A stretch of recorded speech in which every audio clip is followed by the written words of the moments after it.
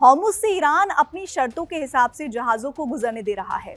Iran या तो जहाजों को किसी डील के तहत जाने दे रहा है या उससे पैसे लेकर, लेकिन भारत के जहाजों को कूटनीतिक बातचीत के आधार पर वहां से निकलने दिया गया है।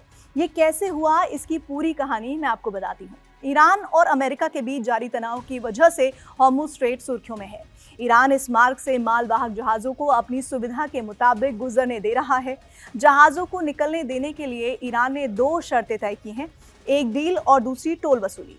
इन्हीं शर्तों के तहत चीन, मलेशिया और पाकिस्तान जैसे देशों के मालवाहक जहाज हॉर्मुज से गुजरे हैं। हालांकि भारत भी इस मार्ग से अपने 3 जहाज लेकर आया है, लेकिन इसके लिए ना तो भारत ने कोई डील की और ना ही टोल टैक्स। ब्लूमबर्ग ने इसको लेकर विदेश मंत्रालय के सूत्रों के हवाले से एक रिपोर्ट दी है। इसके मुताबिक अपने तेल और गैस से लदे मालवाहक जहाजों को लाने के लिए भारत ने कूटनीतिक रास्ता अपनाया। इसके तहत सबसे पहले आयतुल्लाह अली खामेनेई को लेकर नई दिल्ली में आयोजित हुई शोक सभा में भारत के विदेश सचिव विक्रम मिस्री शामिल हुए। रिपोर्ट के मुताबिक शुरुआत में भारत के लिए दोनों देशों को साधना आसान नहीं था, क्योंकि ईरान भारत का लंबे वक्त से मित्र देश रहा है, जबकि अमेरिका और इजराइल के साथ उसके कई रक्षा और नीतिगत समझौते हैं। ऐसे में किसी एक के पक्ष में दिखना स्थिति को बिगाड़ सकता था।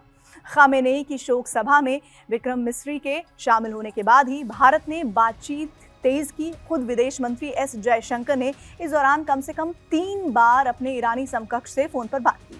इसके बाद भारत के प्रधानमंत्री नरेंद्र मोदी ने ईरान के राष्ट्रपति मसूद पेज़ेश्कियान से बात भी की। इन्हीं बातचीत में हॉर्मुज का रास्ता निकला। नई दिल्ली में ईरान के राजदूत ने भी इसमें अहम भूमिका निभाई।